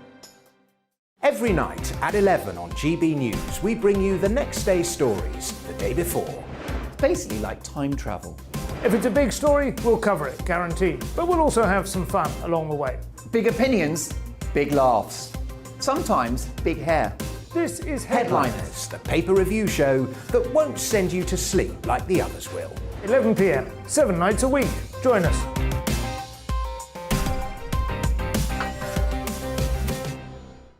Hello there, I'm Eamon Holmes. And I'm Isabel Webster.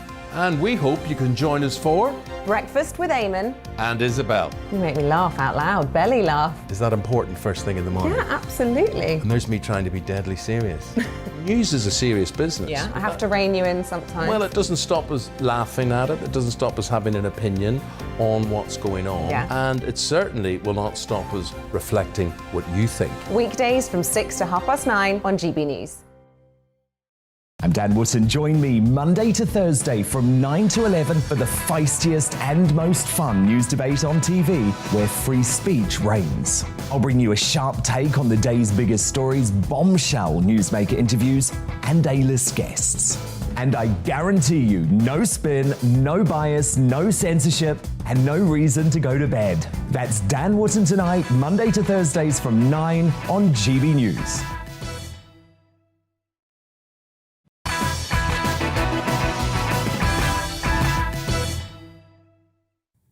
It's time now for Uncancelled. And this is where Britain's top commentators speak out on controversial issues without the fear of the cancel culture sweeping the rest of the media. Actor Lawrence Fox caused a stir recently after he self-medicated with the controversial drug ivermectin during his bout with COVID. Now, ivermectin is a prescription antiparasitic drug used to treat humans and animals. It has been touted by some as a miracle COVID cure, but isn't currently approved to treat the virus in the UK, USA or Europe. Its ability to effectively combat the virus has been questioned, although Japanese pharmaceuticals company Cowaco said it showed an antiviral effect against Omicron and other coronavirus variants in a test tube environment, but not yet in humans. Research in 2020 showed similar results, but the first double-blind gold standard clinical trial into ivermectin is currently being carried out in Oxford as part of the so-called principal trial, and definitive results are expected this year. Now, Lawrence is back, fighting fit, free from COVID isolation, and he joins me now in the studio for his first interview since recovering. So look, the jury is out on ivermectin, but you have had it, you self-medicated. Tell me your verdict. Well, I don't really know the verdict because I'm the control as well as the ill person. So I just thought I was in Mexico on holiday with my fiancée, and you go into a pharmacy in Mexico and they've got a sort of list of drugs that they sell, and ivermectin was one of them. So I thought, I'll give that a go. I'm not a scientist, obviously, as you know, but I'd been doing some reading and saying that it had some antiviral qualities. And also, you know, when your interest is piqued, when someone goes, there's nothing good about this, it's a horse dewormer, it's going to kill everyone, and you've got Ash Sarkars of this world saying that. So I thought, I'll give it a go. So it didn't kill you. It didn't kill me. Didn't kill Joe Rogan. It didn't kill Joe Rogan. I took it. I phoned a few friends, a lot of whom are too embarrassed to talk about it because they don't want to be in the media. I thought, let's just throw it out into the media and see what people say. Because if you go on the government website says, take paracetamol and ibuprofen. Paracetamol, they're now saying, causes heart attacks, which is odd, and have some honey. And I'm like, surely we should have, as a country, a pre-hospital health treatment protocol. So I thought I'd give it a go. Seemed to work all right for me. I stopped after sort of 4 or 5 days. But it's a lingering little beep, Lord COVID.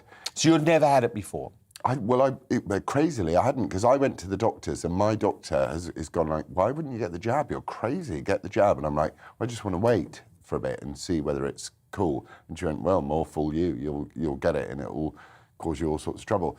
And do you regret in any way not being vaccinated now? No, because we have an immune system. This is a 99.9% survival rate thing for someone like me. So why would I throw an experimental mRNA treatment into my body? What about the Oxford AstraZeneca, which is an mRNA?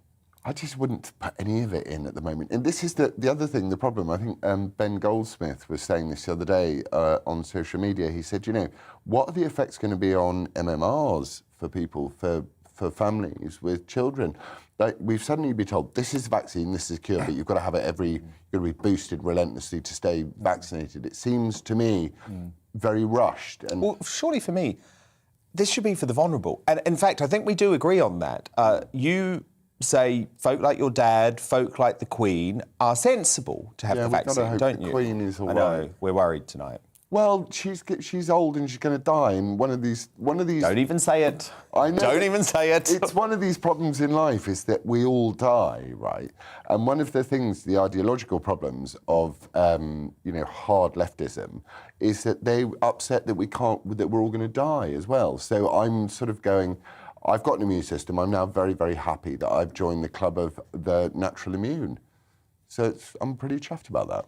But you have said you would understand your dad and folk like that who are vulnerable. Because the thing is, this is where I think we need to move. You see, I think the conversation needs to change, and this is why I get so frustrated when I see the anti-vax label thrown around left, right and centre, because actually it's about who the vaccine is appropriate for. And when you even have the head of the JCVI saying this is absolutely nuts, us vaccinating anyone outside the vulnerable, but being ignored by the mainstream media, I feel like we've lost the plot. I agree with you 100%. And the problem is, again, with children. So I've had emails back and forth from my school, from my eldest son's school, saying, you know, do you consent to him having the vaccine? And I'm saying, wasn't the whole point reported in the media that Omicron evades the vaccine? So therefore, jabbing a child who's going to have an even tinier, like 99.99905% chance of survival, why would you jab someone for that? You know, if you're sending someone over for into a country with yellow fever, of course you want to protect your child against that, or Hep B or stuff like that. But there doesn't seem to be a logical, rational debate. And for me, it always comes back to that free speech thing. You need a dissenting voice somewhere. So I thought I'll throw it out into the ether, and sure enough, out come the. I think I was called a racist for not having the vaccine, and I was like, that's probably Justin Trudeau. That seems to be his take on things. I mean, it's very interesting, isn't it, Lawrence? Because the people who are actually spewing the most divisive rhetoric now about the vaccination are the Be Kind Brigade. You know, it's the Trudeaus. It's the left-wing governors of the states in Australia. It's Jacinda Ardern in New Zealand. They are the one dividing society now, because they can't accept that the vaccine isn't this solution to it all, because it doesn't stop transmission. Because there is no solution to anything. You are, as someone very wisely put it to me at some point, you're a little birdie on a branch, and you're slowly moving along and you're getting shuffled off and kicked off the end, and then it's your turn to be thrown off the end of the branch. We live, we die. We need to have a more spiritual relationship with our lives, rather than thinking that we can vaccinate ourselves out of anything. And you know, now they're saying that they're going to create vaccines to cure the heart problems caused by the vaccines, and you're sort of going, well, hang on a minute, this is not how I want to live. I trust the fact that I believe in God, and I believe that, you know, part of evolution and part of the way that we're created is that we have an immune system made for us, and that immune system will protect you. So now I'm confident that I can go anywhere and hang out with anybody, and you know, just occasionally cough. But I'm not denying it's a serious and horrible bug, because it's been going on in me for ages. I'm still coughing up a lung half the day. And those symptoms probably wouldn't have been that severe if you had been vaccinated, which is why some people choose to have it. You know, but at the end of the day, it's not killing me, is it? No. We used to. I had a flu when I was at school. I remember it clearly, and I was very, very unwell. And my matron, for those that didn't go to posh boarding schools, what on earth are you talking about? I don't know what you mean. She was very worried. You know, she was really worried, and I was taken to hospital, and I was put in a hospital ward next to a woman who died in the bed next to me. Oh, God. So it was and I was very, very ill with the flu as a kid, but we treated it differently. Well, yeah, and we certainly didn't curtail all of our freedoms and civil liberties, which brings me on to these great freedom trucker convoys, which are now spreading across the world. Lawrence, obviously you've been at the forefront of these types of movements in the UK, partly as a result of your leadership of the Reclaim Party. So do you think that there needs to be freedom convoys in Wales, for example, and in Scotland, where the devolved leaders there, you know, Mad Dog Drakeford and Scheming Sturgeon, don't seem to want to remove these restrictions for some reason? I think that it's the business of the people of the country that they live in. We've devolved in that way, and it's the business of those people to agitate and motivate for freedom. I think that freedom is an individual thing. I don't think it belongs to the state. And you know, this is the conversation we've constantly been having, which is who owns your freedom? Who owns the right of your child's body in terms of vaccinations and things like this? The state needs to take a big step back from our lives. That's a lesson that we've learned. And I think we're in a period now of shock. There's a period of shock of going, that all of these measures, everything that we've done made what they're saying is 0.2% of difference, which is, that's the margin of error. The Johns Hopkins University. That's the margin of error. So why would we do this to our children? There's, you know, evidence of the damage of face masks. What we need to do, we're in shock at the moment, and what we need to do is we just need to calm down, because you don't want anger. And why the Canadian truckers are so good is because they've thought this through. And this is why we need to understand. One of the things that's really annoyed me, now that COVID they've squeezed it dry, is that we're now going back into racism. Everything's racist again. And I'd gone... We're about to talk about how Zoomers apparently racist. Everyone's racist again. And you've got this footballer going on about, you know, the false equivalence of kicking a cat to whether it's racist. And you're just like... It's like he tortured a cat. It's nothing to do with race. Exactly. And we need to understand the critical thinking behind that. So my view on Scotland and Wales is it's Scotland and Wales' problem. And my view in England is I am grateful to God and to everybody in the country, you included. You really have stood out on this, and I'm very grateful to you for that. And others who have just gone, we're not going to let this happen. And I think the government have listened. And also, these people who were really close to the data were all getting langered on a regular basis. So 2 very quick political questions to end. Should Boris Johnson survive Partygate, and do you give him credit for lifting these restrictions? Well, you know, I campaigned for harder, stronger and stricter partying. So you certainly were. So, I mean, it would be pretty rich for me to give Boris Johnson a lecture. But I didn't make the rules. No, I think people need to move on, and I think that forgiveness is the most important aspect of humanity. And I think that Boris should stay. Well, I think Boris is an incompetent, spineless beep. But you know, who's going to replace him? Cressida Dick, what do you make of her resignation tonight? I think she should have lost her job the minute someone put 7 bullets in Jean-Charles de Menezes' head. And I think they've Sadiq Khan. Who I think is possibly one of... I mean, he's terrifying. I find him terrifying as a human being. To sit there and say that it's racism, sexism and misogyny that's the problem within the Metropolitan Police. I'm like, you know what the problem is in the Metropolitan Police is the blood pouring across the streets of London. That is the problem. And that's a tangible issue you can deal with. And the problem with woke people is that they deal with the intangible, the things that you can't solve. They go, we're going to solve racism, sexism and Islamophobia. It's like, I can't touch it. Stop crime, Sadiq. Yeah, that's what I want the police to do. The streets of London are lawless at the moment, in part thanks to him, and he's talking about these issues within the police.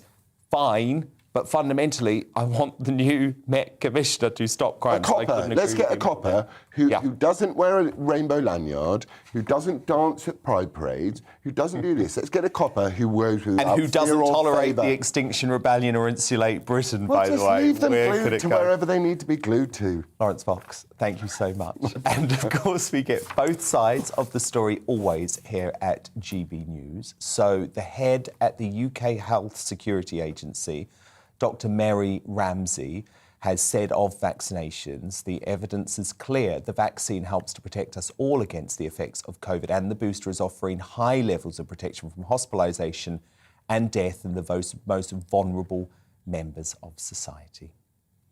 Now, coming up, is levelling up the most pressing issue since Brexit for disadvantaged communities? Former Minister for the Northern Powerhouse, Jake Berry, says it's vitally important those in need take back control from Westminster, just as the UK did from the EU. He'll be here at 10:40.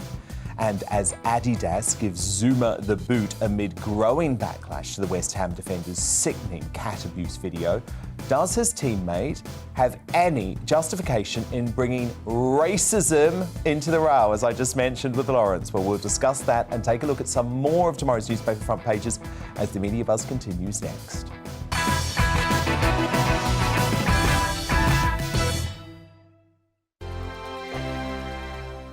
GB News is the UK's home of discussion and debate. From all perspectives. To stay up to date on the latest stories, make sure that you subscribe to the GB News channel. Right here on YouTube. You can watch us live 24/7 across the whole world. You can also check out exclusive content and catch up on previous episodes of your favourite shows. Every day, we ask the questions that you'd ask, so why not add your voice to the conversation in the comments section? Don't forget to subscribe. We are GB News, Britain's news channel. Every night at 11 on GB News, we bring you the next day's stories the day before. Basically like time travel. If it's a big story, we'll cover it, guaranteed. But we'll also have some fun along the way. Big opinions, big laughs. Sometimes big hair. This is Headliners, the paper review show that won't send you to sleep like the others will. 11 p.m, 7 nights a week. Join us.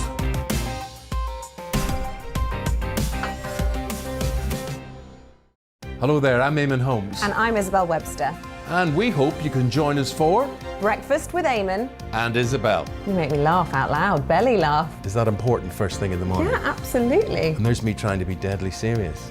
News is a serious business. Yeah, I have to rein you in sometimes. Well, it doesn't stop us laughing at it. It doesn't stop us having an opinion on what's going on. Yeah. And it certainly will not stop us reflecting what you think. Weekdays from 6 to 9:30 on GB News.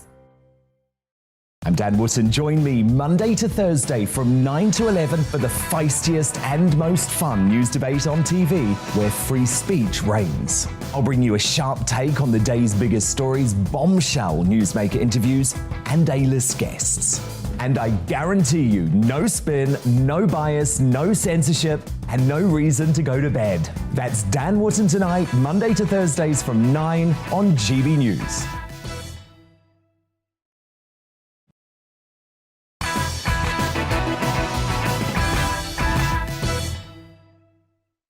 Let's return to tomorrow's news tonight in our media buzz.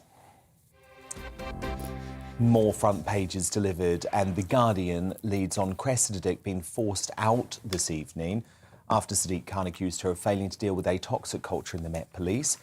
As Boris Johnson fears Europe is standing on the edge of a precipice after experts warned that Russia have assembled a force capable of invading Ukraine. The Eye also leads with Dick's resignation, despite her defiant claim that she would stay in post earlier today. Also on the front, UK's world-class system for spotting COVID set to be axed in April to save money. Don't know if it was ever world-class, if I'm totally honest. On the Daily Telegraph front page, Cressida Dick forced out as head of the Met. It also carries a story that the PM will not bill the taxpayer for legal advice on the Partygate saga, according to Downing Street. That's good of him. Thanks, Boris. The Daily Mail next. Calamity, Cressida fired, but what took so long? Of course, they have been campaigning against Cressida for some time. Her departure reportedly caught many off guard, including the Home Secretary, Priti Patel. And in the Times, the Met are now scrambling for a new chief following Dick's resignation this evening. Meanwhile, the Defence Secretary, Ben Wallace, is preparing to warn Putin's generals of a new package of sanctions against Russia. And they would go ahead if there was an invasion of Ukraine. The Daily Express lead on this other big story of the day that we've been discussing throughout the night. Very worried about this, I have to be honest. Fears for Queen as Charles gets COVID. Of course, she met with the Prince of Wales 2 days before he tested positive. Buckingham Palace have declined to say whether the Queen has tested positive or negative, and you tend to know what that means, sadly. But they say she has no symptoms, so that's the good news. On the Sun front page, another royal story. Prince Andrew was my creepiest massage client. This is Emma Grunbaum, who alleges the Duke of York quizzed her on her love life, insisted on being naked apart from one of his own towels, and tried to hug her after sessions at Royal Lodge in Windsor. She spoke out after Jeffrey Epstein victim Virginia Giuffre accused Andrew of sexual assault when she was 17, claims that the Royal denies. A spokesman for Andrew did not want to comment on the Sun's story. And it turns out it's not Liz Truss that will help broker peace in Ukraine, it's all of you, with a little help from Yuri Geller. The famed psychic believes he can mind control Vladimir Putin and stop World War III from breaking out in Ukraine, but only if you believe he has the ability to tickle the sickle. There you go. And they've got dicks out. More on the... Oh, what was their headline, Amy? It was similar to yours. They've gone for Amy Nicole said, oh, Dick's out. Yes, that's Amy Nicole, who came up with that earlier. I hoped you hadn't heard, and she's just gone there again. Very mature. Why was Sadiq get Sean Bailey is here too from the London Assembly, and Dominique Samuels, the political commentator and author. Now, as an animal lover and a cat owner, I would say that footballer Kurt Zuma has yet to receive a punishment anywhere near fitting enough for his shocking cat torture video, while his brother Johan has been suspended by his club, Dagenham and Redbridge, for filming the vile clip published by The Sun this week. West Ham have so far only fined the defender £250. That sounds like a lot, folks, but remember, it's just the equivalent of 2 weeks' wages for him, and that's despite almost 300,000 people signing a petition for him to be prosecuted. He has lost a sponsorship deal with Adidas, but that'll barely hit his bank balance either. And I doubt he'll mind the RSPCA removing his 2 cats, given how he tortured them. And yet Zuma's teammate, Mikhail Antonio, still thinks he's been hard done by and has resorted to, in my opinion, the lowest tactic in the book to defend the indefensible, playing the race card. Do you think what he's done is worse than racism? I mean, it's totally different, they're 2 different things, isn't it? You're not comparing I'm not condoning a thing that he's done. Sure. I don't agree with what he's done at all. Sure. But there's people that's convicted, been caught for racism, and has played football afterwards. They got punished, they got 8 game punishment or something like that. But people are now calling for people to be sacked, for them to lose their livelihood. I've just got to ask this question to everyone out there, is what he's done worse than what the people have done that are convicted for racism? I'm sorry. What on earth does racism have to do with that excuse for a man torturing a defensive animal? It's such whataboutery. The idea that this story is being discussed differently in any way because Zuma is black is insane. If this were Jack Grealish torturing a cat, believe me, there would be the same amount of outrage.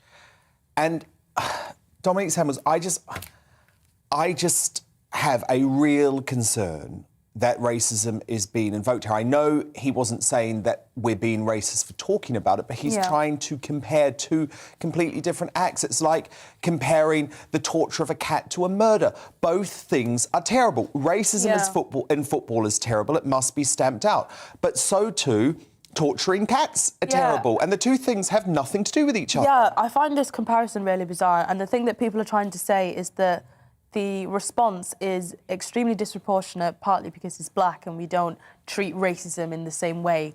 We're more concerned about a cat. But we're talking about someone being caught on camera physically abusing, booting an animal. And he's admitted it. Slapping it in the face. There's footage of him doing it. And in front of a child as well. How is that comparable to racist name-calling? And I guess it depends on what kind of racism we're talking about. If it's racially motivated violence, then of course we could have that conversation. But to make this comparison is just completely unhelpful. I think you're completely missing the point, though, because what he's saying here is he's just saying give it the same energy. If you're going to get so appalled, rightly so, by the horrific video, We have been speaking about racism and football. not in the same way. Okay, incessantly since they've been taking I think the knee. he alluded to in the video. Luis Suarez, he got fined £40,000 What year, Amy? for racially What year? abusing another player. What year? You're going to have to look that one up for me, Dan. No, I'm making a point. It was something like 2014, 2013. What difference does that make? That's the last case he can come up with. And I'm sorry. Well, that's even worse. That shows that these things haven't been. It's just been. It's institutional. But The racism- No, it's not. Do you not? What I'm saying, Amy, is that there's been a whole culture. it's not- There's been a cultural revolution. Let Sean come in. Let Sean You got to, first and foremost, you can't rank sin. You know, you can't put a cash value next to these things. But they are. Hold on, and secondly, they're completely separate. Yeah. You are in a nation of pet lovers, first and foremost, in this country. And why people leap to the defence of pets is because they are defenceless. Now, of course, I have a vested interest in racism being stamped out across the piece. And I would still tell you they're two very separate things. And when someone tries to defend it, it looks like whataboutery. It looks it is whataboutery, yeah. And that's the point that was missed. That player is right. Racism often isn't dealt with enough vigour, particularly in football, but it is separate to this. Hold on, but people are not talking about race because that's not an issue in this case. The case here is he viciously attacked a defenceless animal, and that's what people's... I think he's comparing the problem solving within football. I'm sorry. Two problems but have been Amy solved and very Sean, differently. Amy and Sean, to try and say that we no longer talk about racism in football with that It's level not of vigour true. is wrong. Do you not remember what happened after the Euros, when there were literally a handful of tweets and they were revolting and they were despicable? It led the news. People were arrested. And a lot of people tried to deny that even happened. Well, no. No, that's not true, Amy. A lot of them were sent by trolls in Russia. Yeah, exactly. But that's a fact. It's not denying it, it's just a fact. And that became the focus. I never said it wasn't dealt with enough vigour. What I said... Amy did. What I said was they're two separate things. Yeah. This is about an attack on a defenceless animal. But Antonio was saying it wasn't dealt with... That we haven't dealt with racism. That's just not true, though. It's just really if you find a footballer around a racist thing, I'm not sure that changes anybody's opinion on it. It doesn't, and it's not even like he's not been fined by the police. Yeah. The police haven't gotten involved. It's the actual association that's fined him the maximum that they can. So really, for the police not to be involved, he's probably got off quite lightly. The last thing is they should send the fine to the RSPCA. Yeah. The money from... Yep, that's what they should do. Well, he should be donating... £250,000. They would love that donation. He should be sent there.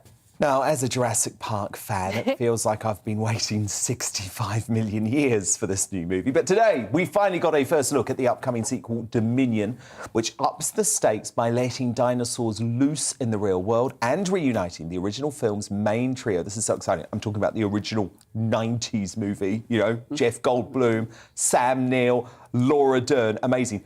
For the first time since Steven Spielberg's record first outing, it was in 1993. You're going to love this. It's out June the 10th. I think it's going to save the cinema this year. And I'm sure you'll agree, it looks excellent. Wow. Tommy Samuels, Sean Bailey, Amy Nicole. Sorry, I apologise for that. My superstar panel back in just a moment to nominate today's Greatest Britain and Union Jackass. But next is levelling up the real Brexit, the next Brexit, I guess you would say. Jake Berry MP thinks it's time the North took back control from Westminster. He's here to explain why delivering the levelling up agenda is crucial for the future of our nation. That's coming up straight after we take a very quick look at what's coming up on Monday's show. Coming up on Dan Wootton tonight, as Boris battles to keep peace in Ukraine, we'll get vital insight from one of the country's top journalists, Mariska Parako, into life under the threat of Russian invasion. Jamie Jenkins, aka social media activist Stats Jamie, exposes just how shockingly wrong Sage got COVID deaths, even in their best case scenario, for 2022. Plus, GBNews star Neil Oliver and positive Professor Carol Sikora bring their usual dose of optimism and reason. And get ready for fireworks with my Valentine's Day superstar panel. the broadcaster and Together Declaration campaigner Tonya Buxton, Daily Express columnist Carol Malone, and senior reporter of the newspaper Benjamin Butterworth. That's Dan Wootton tonight, Monday to Thursday from 9 p.m. till 11 p.m. on GB News. It's coming time for the government to deliver on one of the flagship policies that helped the Tory party capture red wall voters in 2019 and secure Boris Johnson's place in number 10. The PM and his cabinet risk being defined as a failure if they don't deliver on their moral mission to level up the country and improve the lives of overlooked communities in the north. My next guest, Tory MP Jake Berry, is one of the most powerful political figures championing folk outside the London bubble and an incredibly important voice on the issue as the former Minister of State for the Northern Powerhouse and chair of the Northern Research Group of Tory MPs. He believes with a passion that disadvantaged regions have to take back control from Westminster, just as the UK as a whole shed the shackles of the EU with Brexit. And to ensure the success of this critical Tory party pledge, he might just decide he's the only man for the job. So, Jake, you've been a big ally of Boris. You've supported him over this Partygate crisis. But will that change if promises to the north are broken? Well, it would change, yes. But I mean, the first thing I'd say is I don't think for 1 second that the Prime Minister is going to back away from the promises he's made for the north of England. He has shown time and time again that he is the person who sort of just gets this. We saw it when he was mayor of London. He transformed that city, took it to a city which was really fading in its glories to a global city. And we're really happy and enthused by the levelling up white paper and the opportunities that through his leadership that is going to deliver. What did you make of this advisor, really senior advisor to Rishi Sunak, who said Northerners should accept lower wages because, quote, London is London? So it's a guy called Tim Loynig who wrote a piece for the Policy Exchange that said the only way towns and cities that are less well-connected can compete to attract firms is to accept lower wages, adding that we need to accept above all that we cannot guarantee to regenerate every town and every city in Britain that has fallen behind, and that we cannot, with the best will in the world, move JP Morgan to Blackburn or Deutsche Bank to Sunderland. I mean, that's the worst possible thing for a senior advisor to the Tory government to say, isn't it? Well, I just think it's completely outdated thinking. I mean, the north is the land of opportunity. We see businesses constantly coming and talking to us about locating in the north.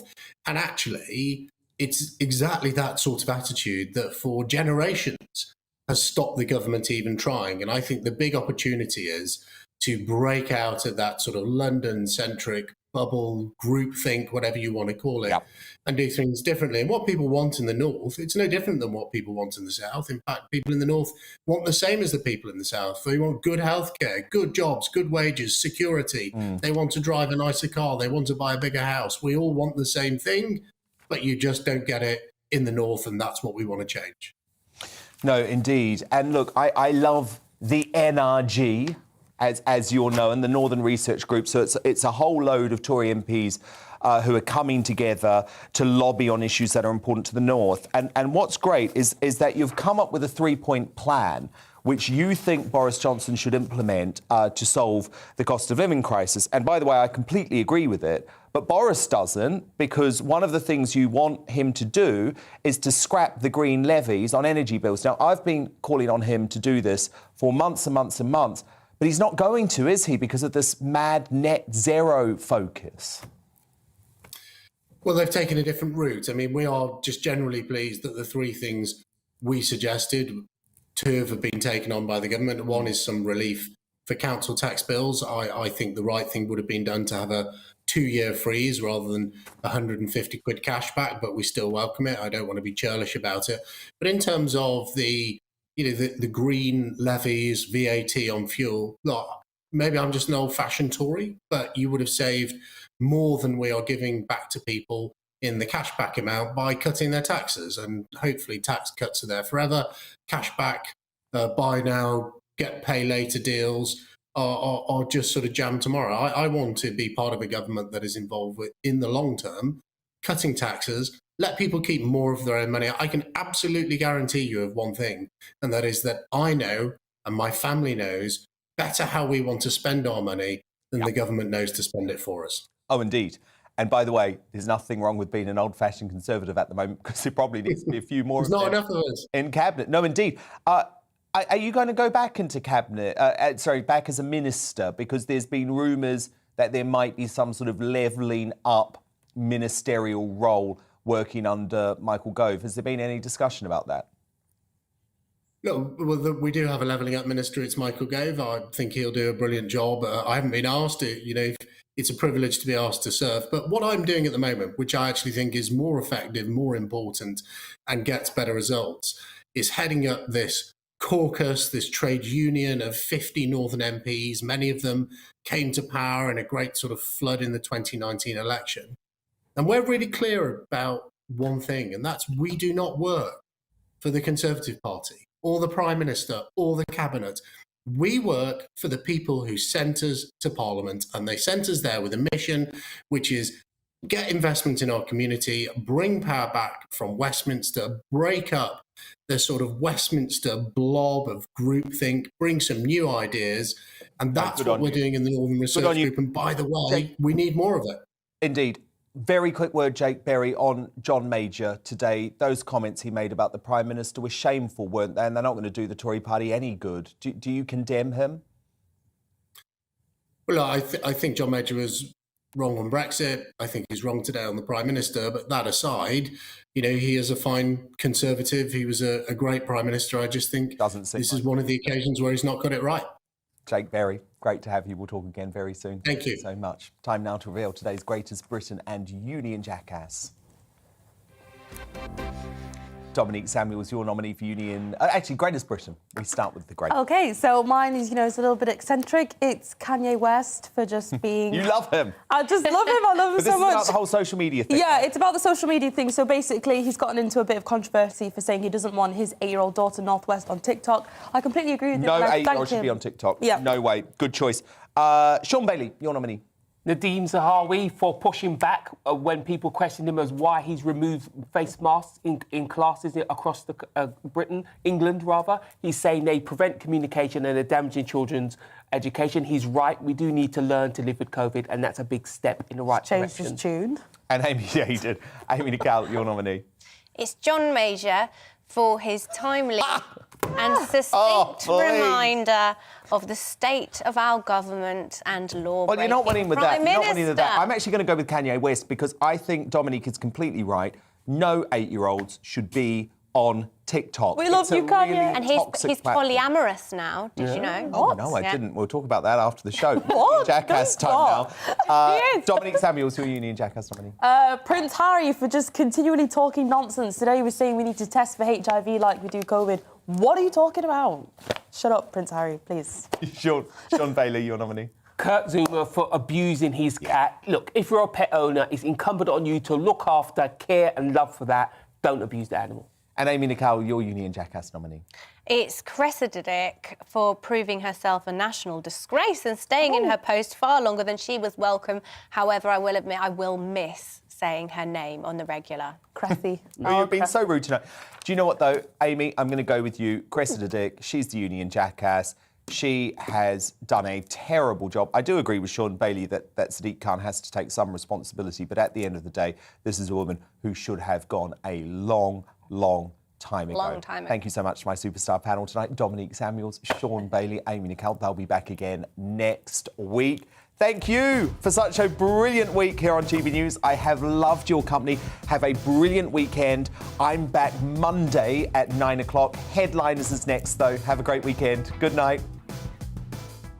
Hello again, I'm Aidan McGibbon. Clear and frosty overnight for most of us, but if you can bear the chill, first thing Friday, a sunny sunrise to look forward to, and then a fine Friday for the vast majority. We've seen low pressure bring strong winds and showers to the northern half of the UK during Thursday.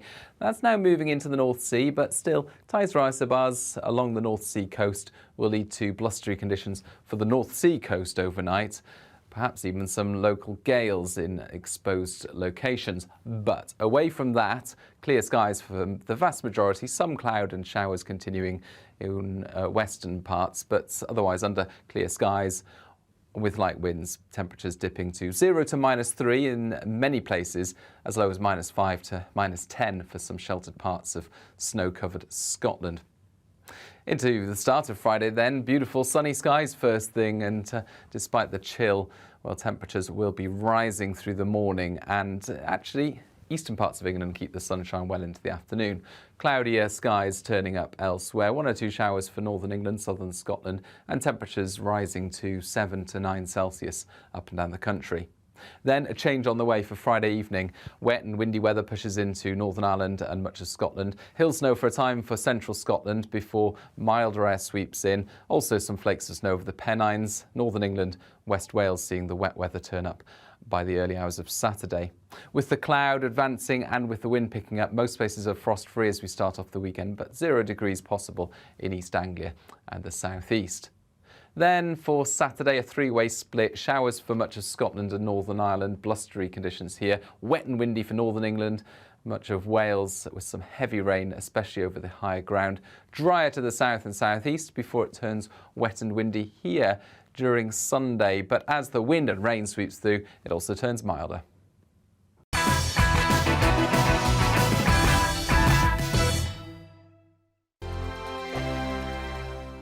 GB News is the UK's home of discussion and debate. From all